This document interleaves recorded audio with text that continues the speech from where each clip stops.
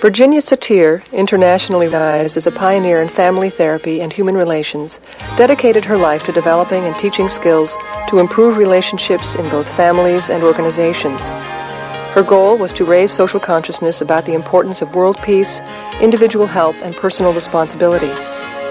This videotape training series demonstrates these goals. Although Virginia died in 1988, her wisdom and spirit live on through her teachings. In 1987, Virginia Satir was videotaped at the Avanta-sponsored Virginia Satir International Summer Institute in Crested Butte, Colorado. In this human learning laboratory, Virginia and her training staff worked for 4 weeks with 90 people from around the world. This tape is one of a series which contains specially selected teaching units from the last process community that Virginia taught.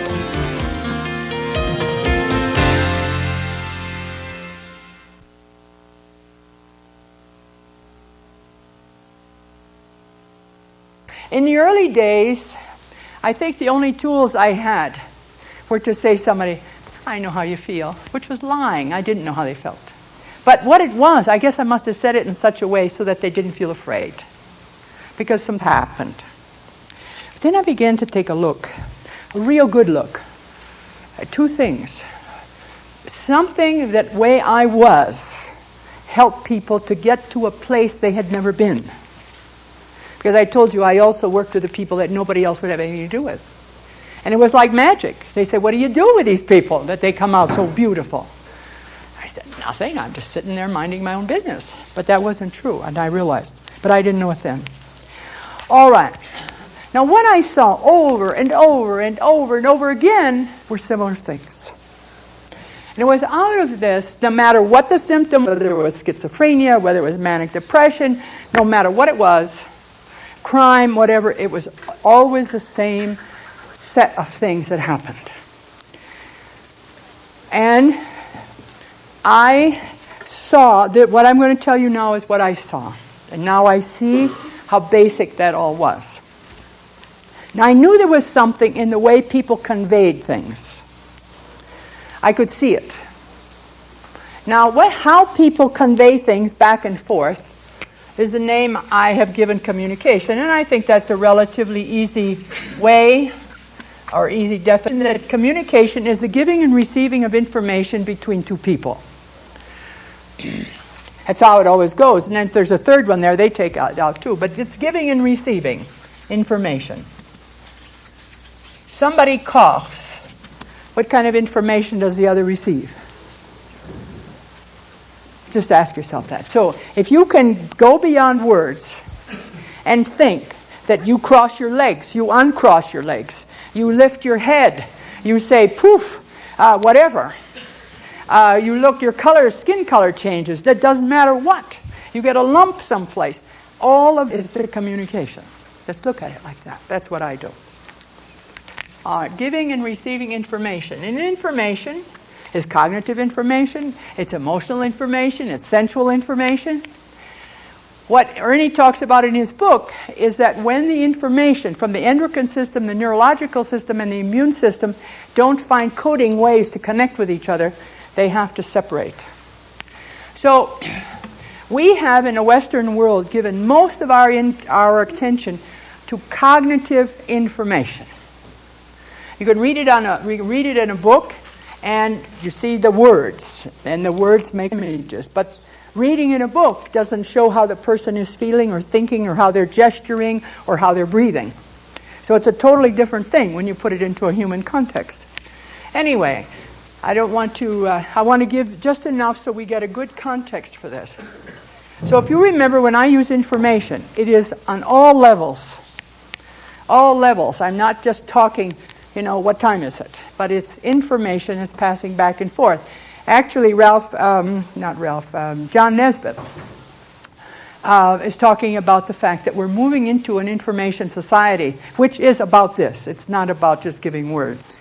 It's about changing the idea of whether the information is good or bad, but what do we get as a result? It's a wonderful way we did with the Myers-Briggs. That's all information.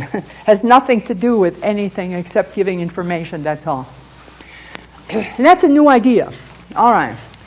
So Now, as I watched people, thousands of them, I told you I'm 51 years in the field this year, and you can imagine how many different interactions that I have seen over time.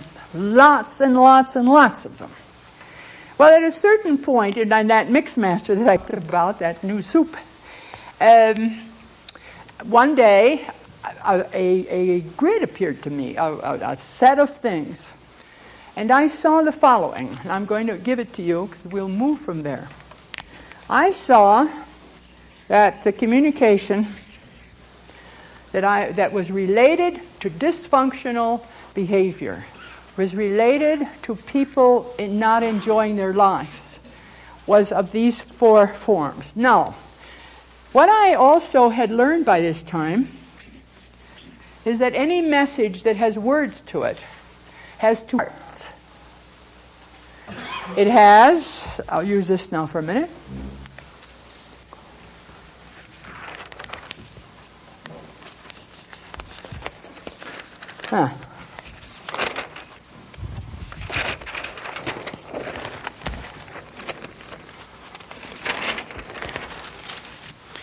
A message has the cognitive part, we call words, and it has the affective part, which is made up of the voice, facial expression, body movement, muscle tonus, voice tone, I got that already. These ways I'm looking and sounding while I'm saying. Okay? Oh, skin color, by the way. And this is not pigment. Do you know that every skin can turn red, white, blue, yellow, and green? No matter what the pigment. Physicians all over the world will look at any colored skin and know that it can turn all these colors. So this has to do not with your pigment, but what skin is showing. All right. So this is the affective message. I'll take a moment off because one of the things that we know is that it's possible for these 2 messages to be split. Cognitive goes that way and the affective goes that way. When we have that, we have what is called an incongruent message, meaning that the words and the rest of this, the body, we could also call this body language, which a lot of people are becoming popular. Body language. I'll give you an example of body language, two or three, so in case you need to have that, you have it. And now, dear friends, I wish to speak to you of joy.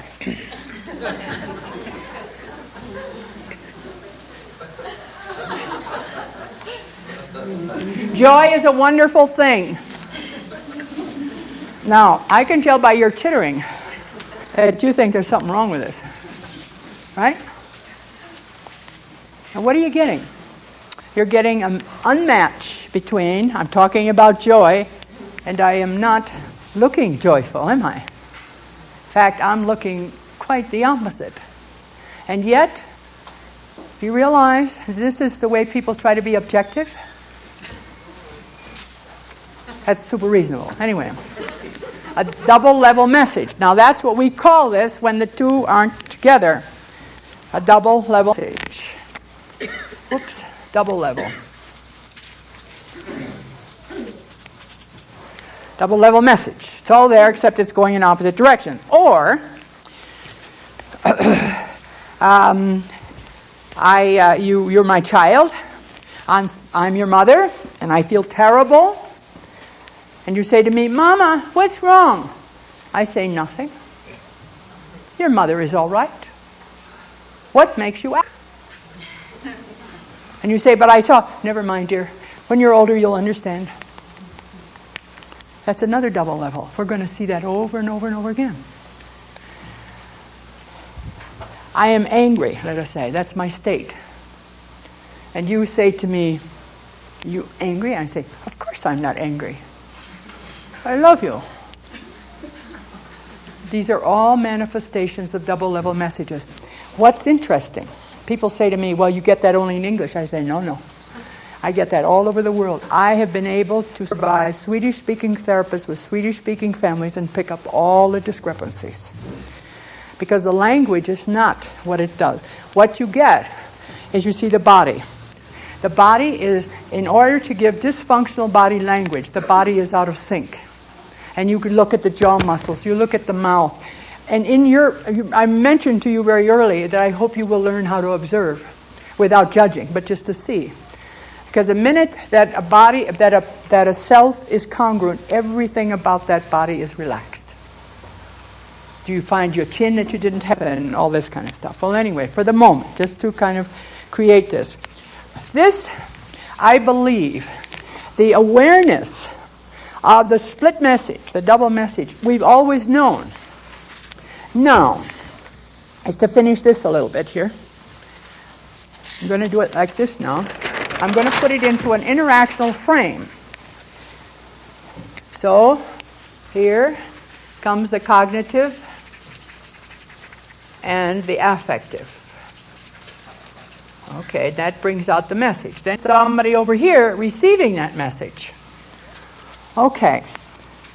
Now, bear in mind that when somebody's cognitive message and affective message aren't together, you have to remember that the cognitive comes from a totally different place than the affective.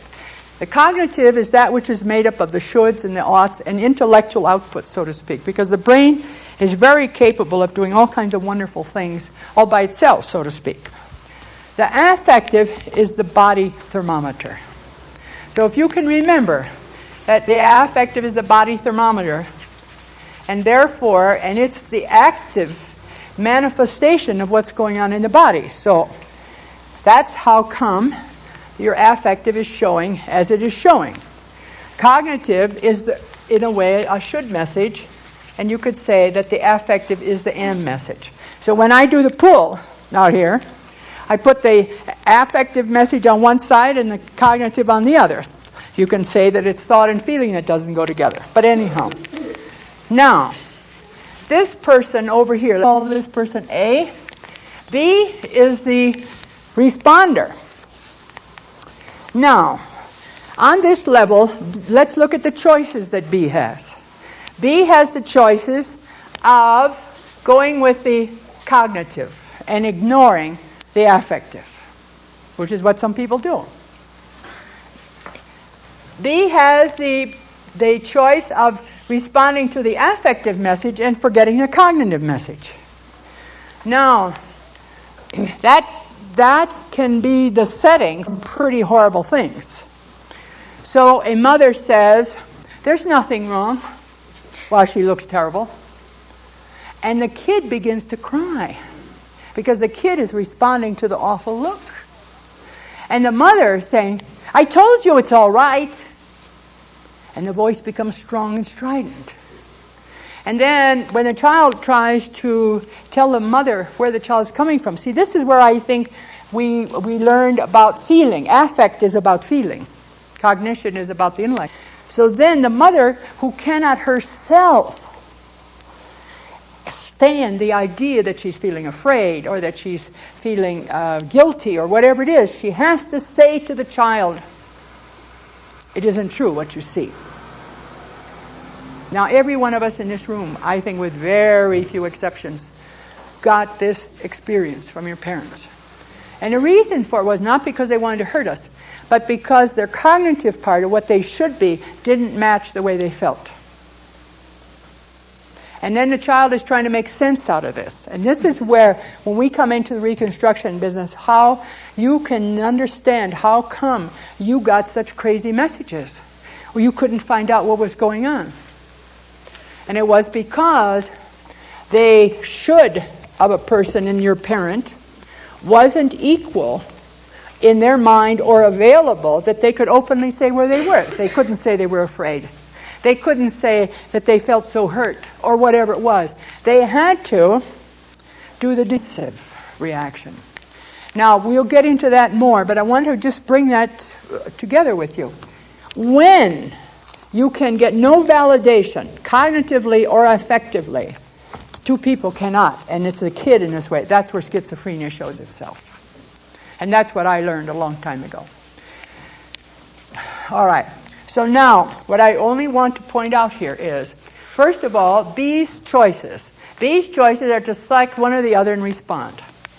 A third choice is to behave as though none of that exists. No, I didn't see anything. You didn't hear anything. So you do ignore. So the first one is choose. I'll call this A and this B. A or choose B. Or ignore both. Now, those are the choices that people have if they don't know how to be congruent.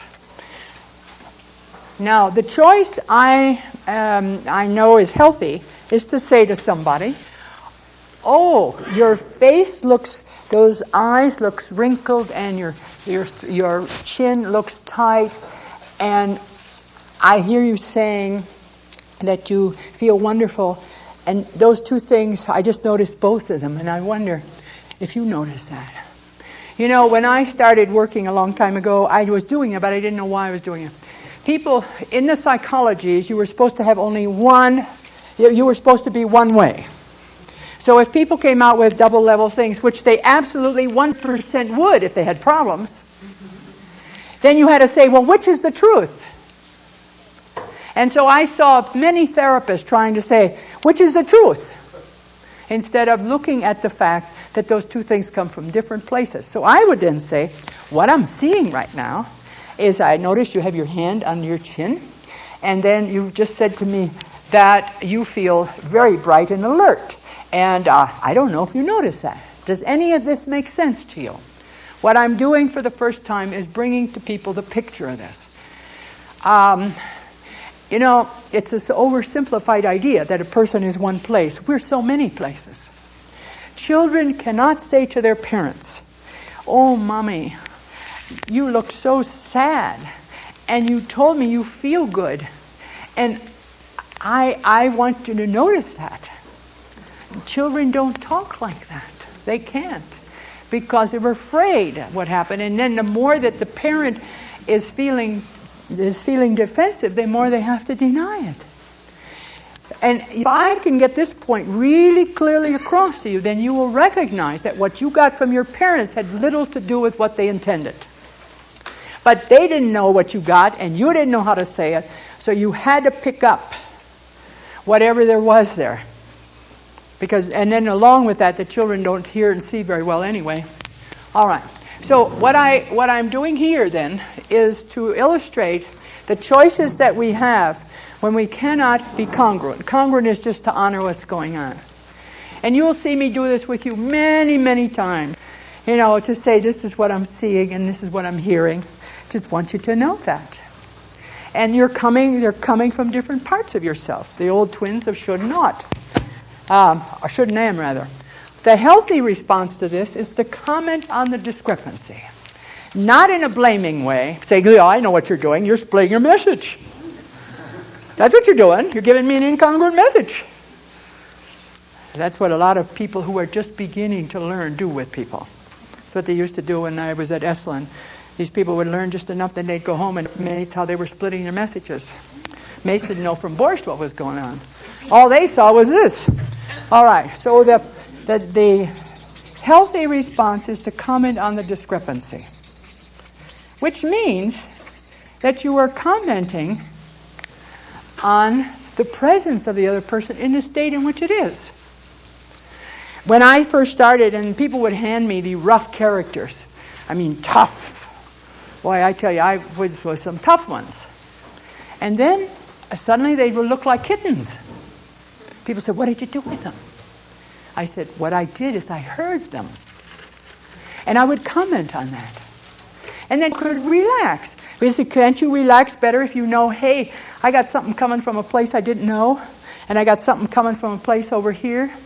And then, in addition to that, I'm priding myself in that I'm not bothering you. That's another one. If I'm your mother and I look angry or I look sad and my little girl or boy comments, I don't want to bother you with my problems. So I say, there's nothing wrong, dear. Go along and play. Well, anyhow, so I was into all this kind of stuff before I made before I was able to organize this in a way. Because I follow, my organization follows my experience. It doesn't precede it. Till I get something, and then I can go around with a little microscope and take a look at what's going on. Now, what I found as I looked at the symptoms, is I think maybe I could tell you that double level messages are 100% present when there are symptoms. Because it is a coping thing. And when people are split between their shoulds and their ams, they will have difficulty in coping. They have to cope in an either-or frame or in an ignoring frame. That's why I do so much with the communication, and with my guidance weekend, it's like transforming the rules. You can feel whole as you fill in the parts that aren't there. All right. So anyway, I can tell you from my experience, 100% of the time when people have any kind of symptoms which are coping difficulties, that they will be doing double level communication. And they will be doing it out of the naive idea that they're protecting themselves or somebody else. That their bodies do not reflect what's going on. Because no one can successfully, unless they work very, very hard for years and years, successfully really camouflage when the words and the feelings aren't together. You cannot do it. Now, even if you succeed on the level of vision, the vibrations and the energy are going to be, you will see that is not a whole energy. A lot of times when I move in anywhere, my body tells me, no, that person is trying so hard to be brave and they're feeling awful at this moment. And I don't go around and say, you're trying hard to be brave. Not that. But I'm feeling that because this is where the compassion comes in. The compassion to the learning. The effects of low-level communication are terrible. But the compassion is that we don't know that. People don't know that. And furthermore, not only do they not know it, but they cannot spot it when it happens. That's one of the reasons why I hope when you get out of here, you will be so clear and so able to spot when you get into double levels. And it's not to say you're bad, because this is mostly what we've been brought up with. This is what leads to manipulations. Anyway, all right. So now, these four that I look at. That's a piece of information that's strictly from the communication that we developed at the MRI that Gregory was busy with and so on. And also Korzybski was. How many of you know about general semantics? Let's see. I recommend strongly that you get material on general semantics because Alfred Korzybski, who lived in the 1920s, he wrote a very ponderous book called Science and Sanity. But he was already aware of how our communication affected our health, our intimacy, our activity, and how we made sense. And I was fortunate enough to be introduced to him by Gregory. Gregory Bateson was very much a student of Korzybski's, and Gregory was also one of my mentors. We were good personal friends as well as professional colleagues.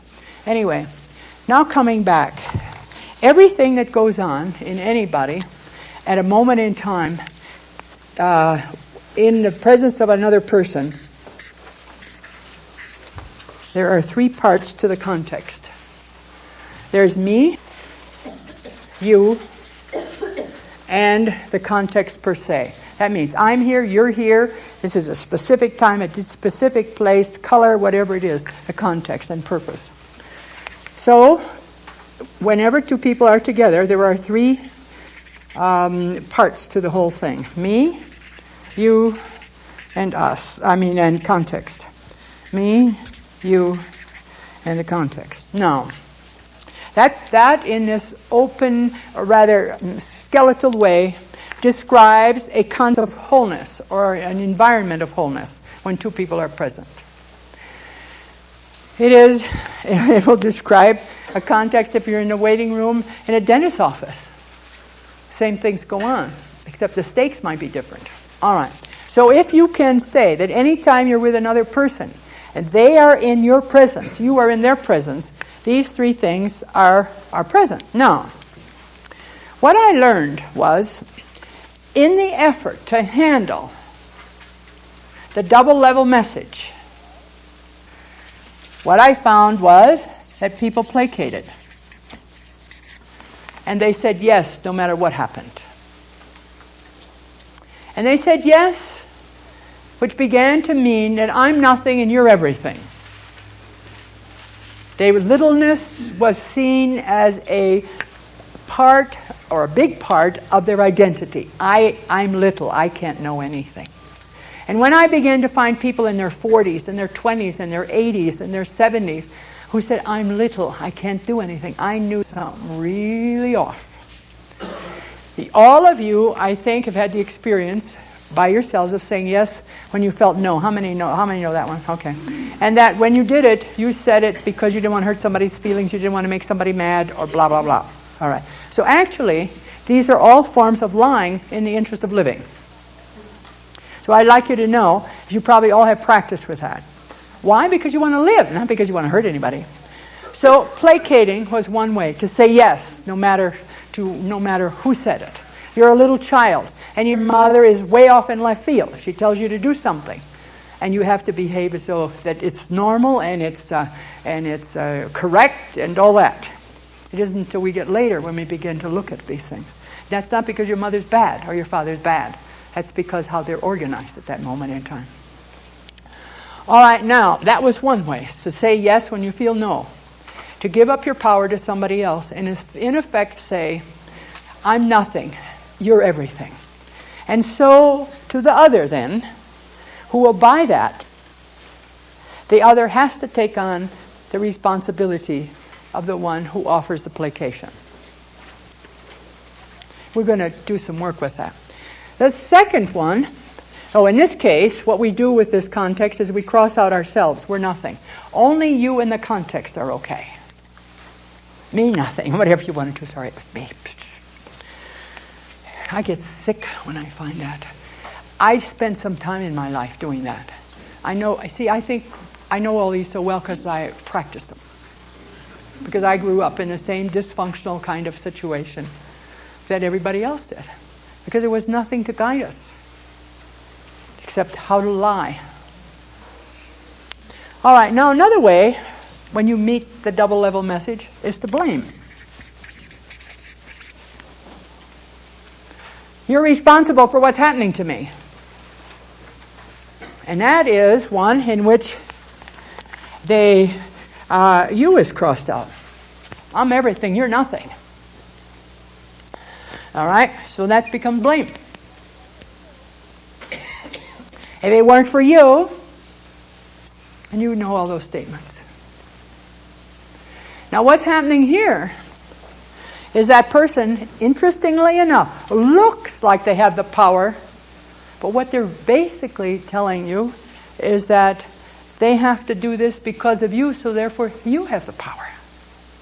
Very interesting. Why do parents get afraid of children? Because they feel that they cannot control the children.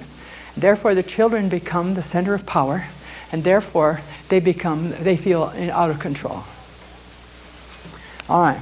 Now, the third thing we can do is to make believe like only it exists.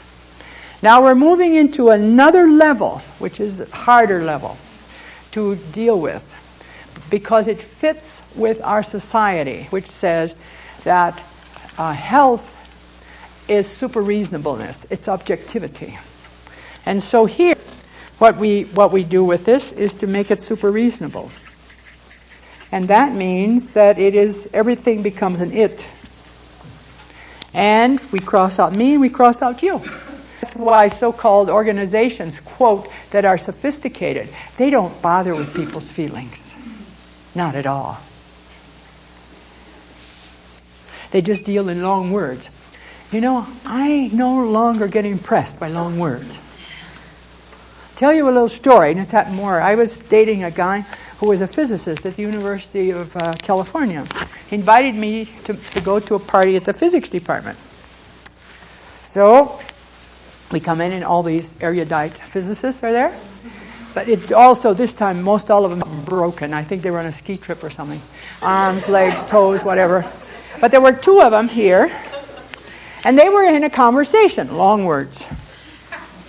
So I said, I'm not a physicist. To this first one, would you tell me what you're talking about? He was very nice about it. These people are always nice. He started to tell me. The other guy says, no, that's not the way it is. It's like this. He started to tell me. This third one over there says, no, it's not like that. It's like this. I said, okay, I understand. Nobody knows what they're talking about. And what I find, when I attend these conferences, I used to attend mentals. You know what a mental is? We used to have those a long time ago. A group of staff get together and decide. But mentals. Anyway, I can tell you lots of stories. So the idea that long words mean I look how intelligent I am. I can use erudition. Anyway, all right. So what we do is we cross out me and you here, and only it counts. Now then, we come to a fourth way in which we can deal with the incongruency, the split message. And that's irrelevancy. What is that? That means it's never on the point. It's distracting. That was how I first called this, a distracting response. Okay, probably that's still a good way to talk about it. In that case, I'm not there, you're not there, neither is it. Now, the way I used to teach at the beginning when I found this out, and I still it's there, and I think you probably need to know it, is that, first of all, these are all ways to deal with the double level message or the split message. They are all ways to try to live, even when you don't feel you have a chance. Also, they are ways that gradually develop the identity that fits with the way the message goes. Now, all of them are related. The flip side of placating is blaming. Flip side of blaming is placating. Now we move into another whole level of things, which is far harder to bring out because it looks like it's so congruent with a society. Super reasonable is the flip side of irrelevancy. Irrelevancy is the flip side of super reasonableness. So we are into another ball game. And every time I present this, I know what difficulty there is, because this part here is so congruent with a society, and so people won't see that it's an incongruent thing, how they are discounting themselves. All right. Now all of these add up to something missing, some important thing missing. We do not live in this world alone, so me and you is very important. We cannot live in this world without connecting with the context, because the context has power and it has information for us. But these kinds of responses are present, very present. Do you remember the day that I gave you the ways of seeing the world, the models from the threat and reward model and the seed model? All these fit threat and reward. All threat and reward. Now, if I want to now evolve toward wholeness, what I need to do is I need to restore me, I'm here, you're here, and the context is here. So if I'm working with somebody, I can develop a whole treatment sequence. When somebody's placating, what I do is make it possible to bring in the I. What would you like to have happen? What would it be like for you to say what you wanted? I think you were doing that this morning. Where was that wonderful one that broke a rule this morning? David. Okay. All right. So I will work on that one. Hey. Because I see that's depressed. And later we'll work with some ropes, because we sit on the part we want to hide, simply because we think it'll help us live longer. In the blaming, what do I do then?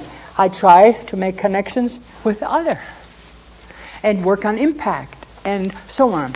Meanwhile, always working with the self in terms of what they're feeling. Because every one of these will give you a low back pain. I'll show you that maybe when we get through with our break in a minute. And there are other physical things which follow. Now, if I'm in super reasonable, you see what a job I got? And you got? We got to restore the okayness of feeling. We got to bring in the awareness of me and you. And so, like professions, like medicine and law and computer science and so on, all the things that, quote, have a scientific attitude toward, this is what people aspire to. And I understand the rationalizations. But this is what we have. And this is so hard for these people, often, and how much they suffer. Because there's no place for them to go, really. All right. So the super reasonableness is the effort to try to be a good person and not be contaminated by personal stuff. As though we can take our body and then we put something on it and leave everything on the inside. We used to call it the white coat syndrome. You put on a white coat and leave everything else out here. And you go in empty. Well, you know what happens when you go in empty. All right. And when the irrelevancy is there, you see the job we have here. There are no boundaries. And boundaries have to be made. So when I encounter someone who is in this kind of state, what I do is I start working with boundaries. And I do it in a loving way. Because I know all these things are the result of the effort to try to deal with double levels. And there are things about the themes in the family and so on that help us to go one way more than the other. Now, I've also said another thing. These are connected. In the blaming is also the placating, and the placating is also the blaming. Now, actually, the super reasonableness and irrelevance is there back there.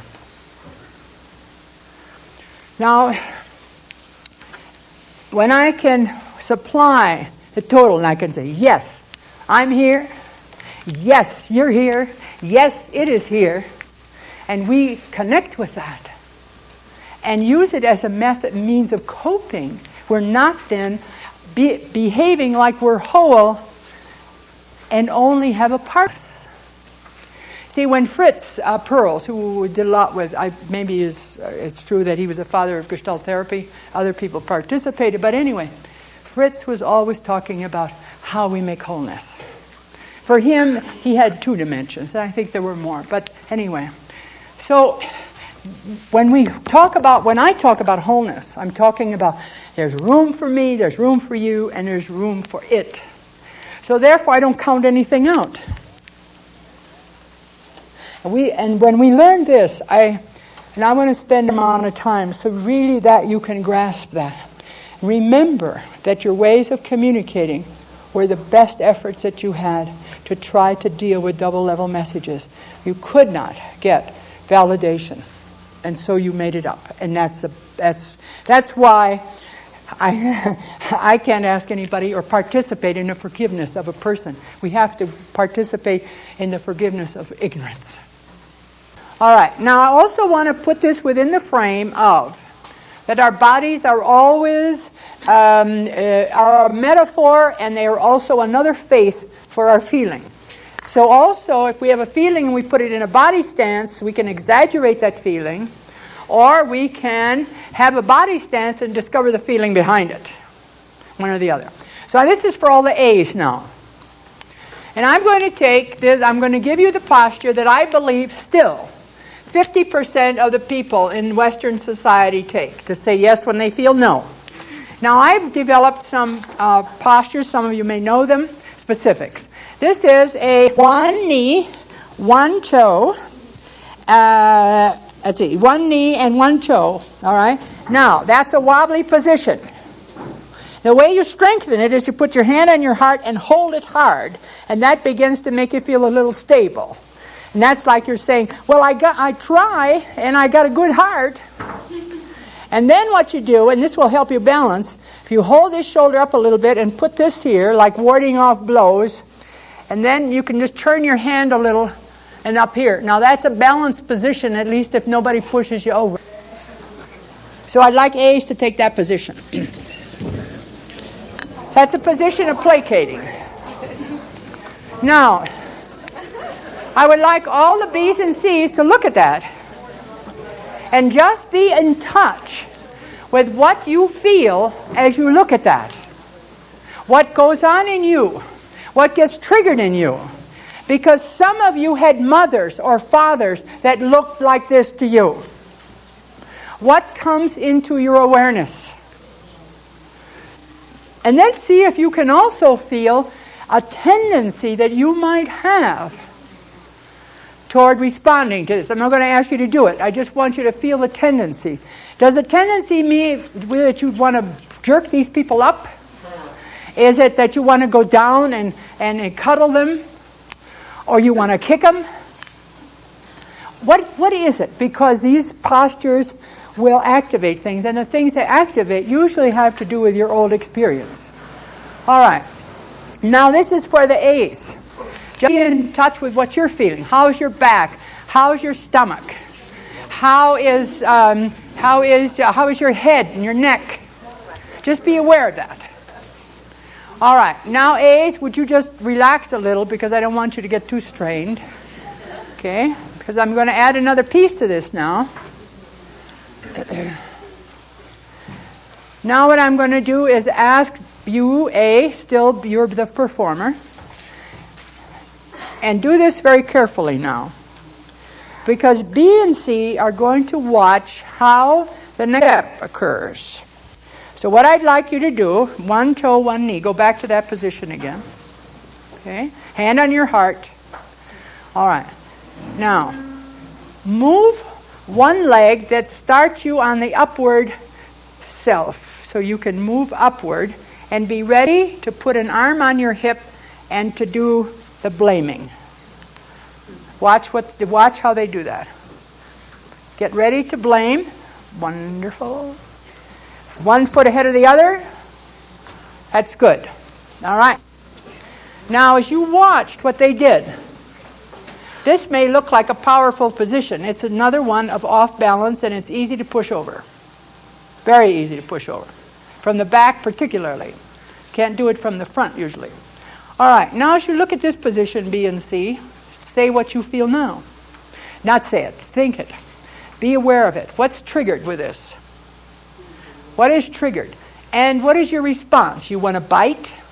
You want to placate? You want to turn away? What is it that you want to do? Each one of you might want to do something different. Because everybody responds to this.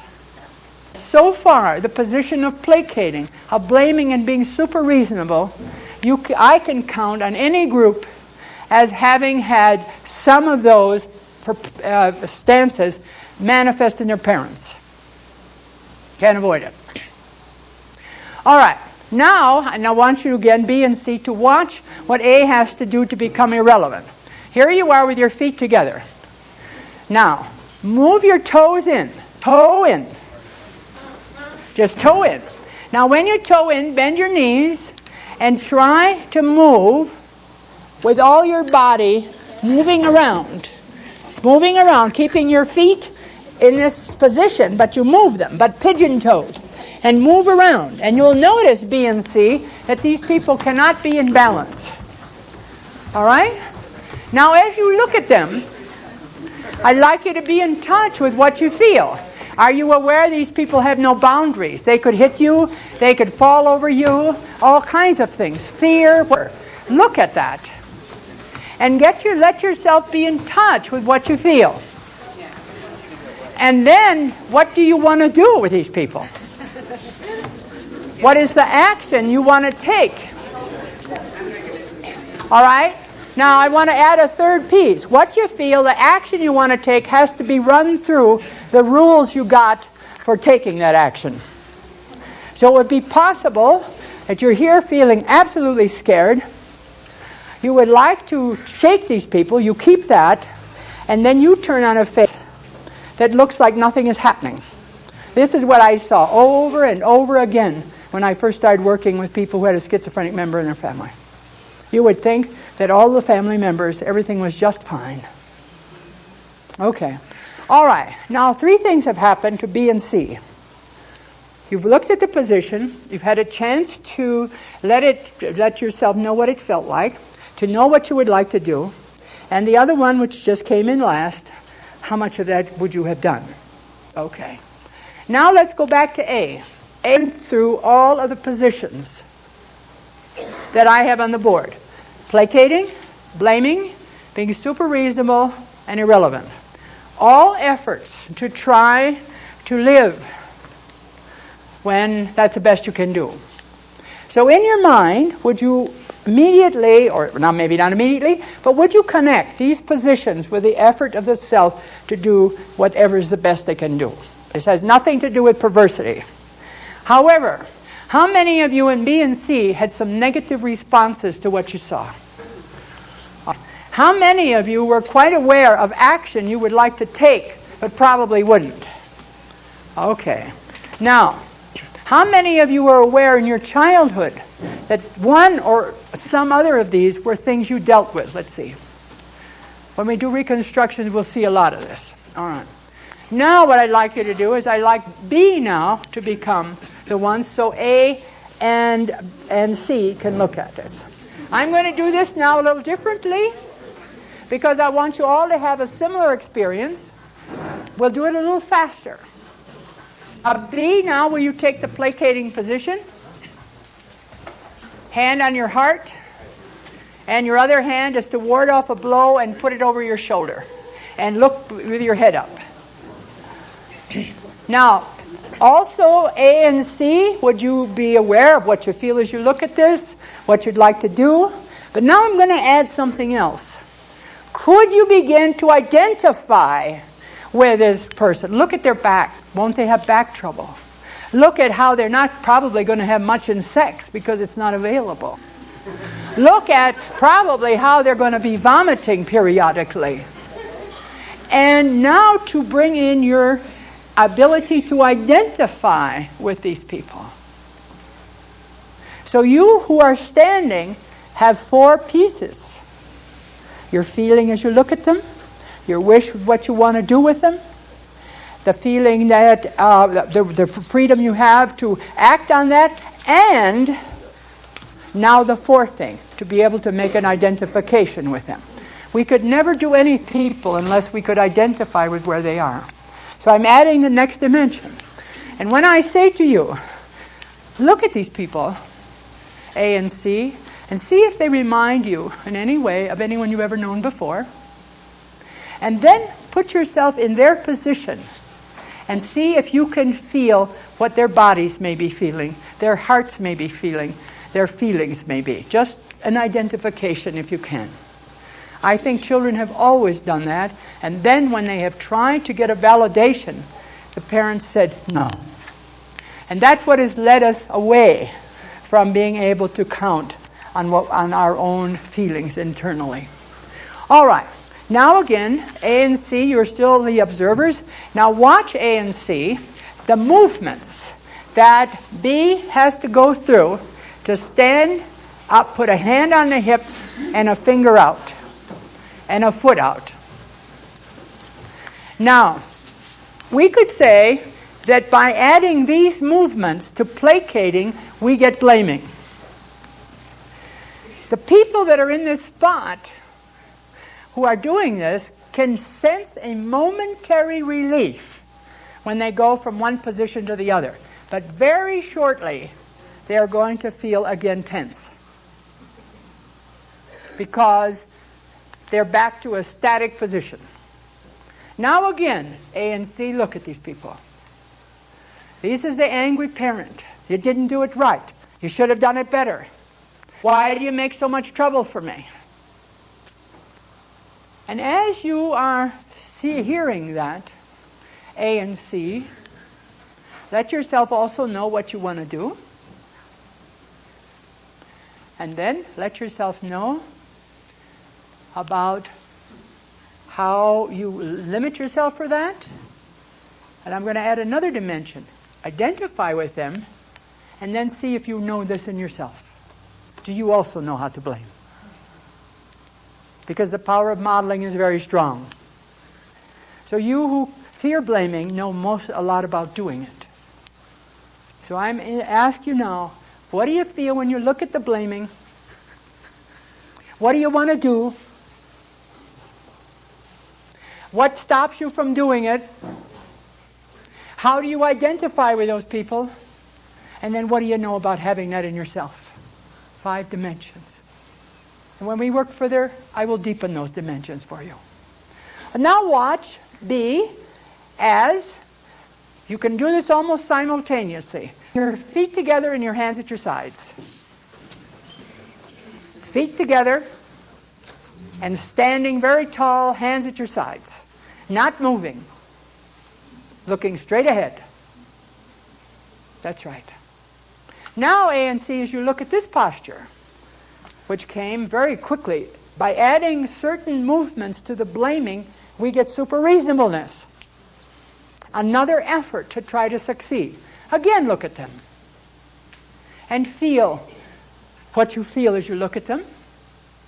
Be in touch with what you would like to do with them. Be aware of what you may have used to stop yourself to take that action. Can you identify with them? And what do you know in yourself? And the chances are pretty good many of you had parents who at times behaved like this. All these people are behaving in terms of themselves. You are the effect of their behavior, but never the cause. All right? Now, would you toe in? And as you toe in, will you feel the relief that comes from going from super reasonable to relief? And let yourself just move with your toes in, moving. Okay. And A and C, watch this. And let yourself know what you're feeling. What do you want to do? What keeps you from doing what you want to do? Can you identify with that person? What's happening to them? And what do you know about that in yourself? All right, let that fade now. And everybody just take a relaxed position, standing on your feet, feeling your sense of your own feet. And knowing it was like when we were together with Kim this morning, we are planted like the willow, but our ability to be flexible allows us to move. Okay? Let yourself be in touch with your breathing, because I saw that many of you stopped breathing comfortably in these positions. How many of you were aware of that? Yes, of course. Now, you didn't say to your body, stop breathing, but in order for you to go through these contortions, you had to stop breathing comfortably. Now you can turn that around and you can say when you're in these contortions and you start to breathe, you will then be able to let your body come into a more comfortable position. That's the relationship of breath to this.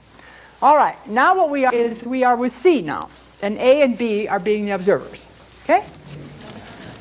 So, C, will you get down, take the placating position? Hand on your heart. Toe, knee, toe. Okay? And your arm as though to ward off a blow, but then to kind of move over your shoulders. So this is the passive-aggressive stance. You look like you're accepting, and then your hand over there has got a gun in it. There you are. Now again, A and B, just be in touch with what you're feeling as you look at this, what you get reminded of, old scenes. Then how do you feel about this? What happens in the feeling level? What kind of activity would you like to take? And what at this moment are you holding back? Can you identify and be in that body and know what that body feels and thinks? You did it all the time as children. Nobody validated it. And then the peace. Do you know this in yourself? The modeling is strong. Now, A and B, watch as C now brings one foot up to another, and hand on the hip as quickly as possible, and the other finger out in a blame, and one foot ahead of the other. All right. Now again, go through the same process as you now are faced with the blame. What does that feel like for you? What do you want to do about it? What might stop you? Can you identify with this? And do you know it in yourself? Now watch A and B as C now brings one hand down beside and the feet together and becomes a rooted tree with rooted branches. Super reasonable. Hands on your side as though you were to hold your thighs, because that helps you keep your feet tight together. Tight together, because that's what you have to hold your thighs to keep from falling over. That's why it looks so peculiar. This, by the way, is the army stance. This is what helps people to gradually no longer have a feeling. And that's how they can do the atrocities, I'm sure. All right. A and B, look at this. What gets triggered for you? What is it you would like to do? What do you feel about it? What stops you? As children, it must have been fear of punishment or fear of some other kind, or an ignorance. Can you crawl into the skin of this super reasonable being, or this being in this super reasonable stance? Do you know it in yourself? Okay, now watch as C toes in. Now see if you can see a little relief coming on C's face as they toe in. And then try to walk and move toed in, toed in, toed in. Because you have to do certain things in order to move. And again, what are you feeling? And what triggers for you? What do you want to do about this? What stops you? Can you crawl into the skin of the other person? That's the empathic part. And do you know this in yourself? Okay. All right. Now all of you take up one of the positions I gave you. Blaming, placating, super reasonable, irrelevant. Take one of them. Just take them without talking, and I want you now, you're all in this space. You are not observers to the others.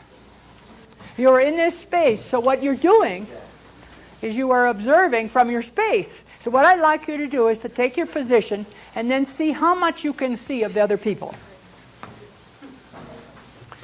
Whatever you see of the other people will be the beginnings of your images of them.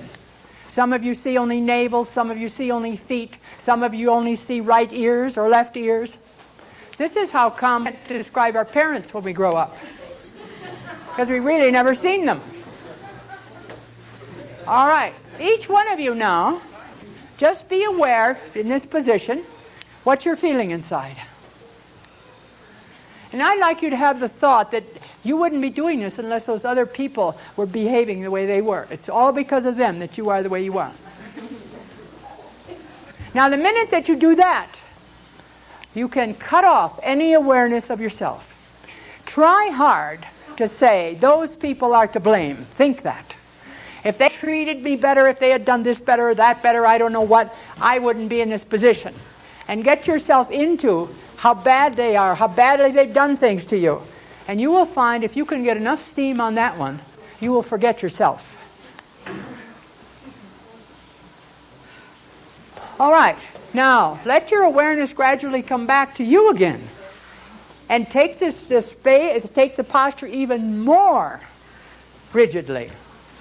Then this will show how much you want to live in life. So blame real good. Placate real good. All right, now, no one will know it, but you are trying your best to live. Because everybody will get so much of the affect, they won't know about your wonderful intention. How many parents have said to me, I never intended, my kids didn't find out about that. Well, you can see why. All right, so now, here, we're going to have an enlightenment. Keep your position up. The enlightenment is that you suddenly have the awareness, I love me, and now I want to breathe. Say those words, I love me, and now I will let myself breathe. And as you do, let your body expand to fit your breath coming into your body.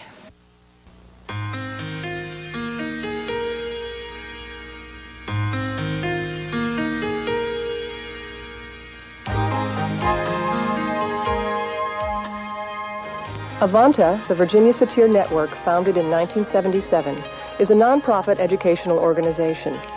Membership is worldwide, representing a variety of professions. Avanta sponsors workshops, advanced training programs, international summer institutes, and conferences dedicated to guiding people of the world to become more fully human.